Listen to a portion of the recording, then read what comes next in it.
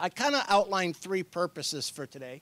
One, describe what we know about the characteristics of contemporary young adults that you work with. Sometimes they're referred to as Generation Y or the millennials. Now that's pretty sweeping, generalizations, but it gives us some idea. Then discuss implications for your programmatic efforts and maybe individual counseling. So I know sometimes you're just designing programs that get implemented, and other times you're working one-on-one with an athlete in some sort of a way. And then partner with you to identify strategies for better meeting the needs of the most difficult athletes you serve.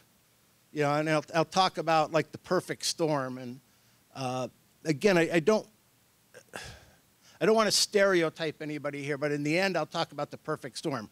Rich, entitled, coming from a real rough background, and then you're trying to get them on the right path.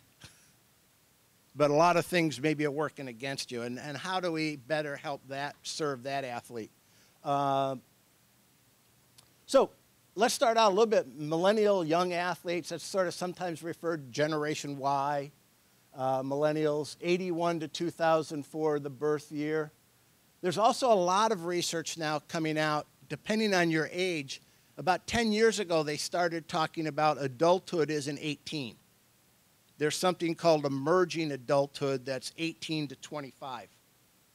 And you're so just because you can vote doesn't mean you're like, I'm a full-fledged adult.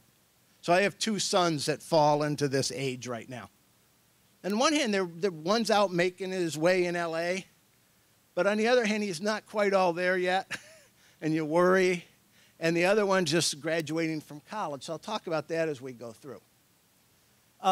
Ashley just referred to this. I'm not an expert in neuroscience, but we read a lot about the research now with like teens, 16, 17, and they do brain imaging with all the new technology.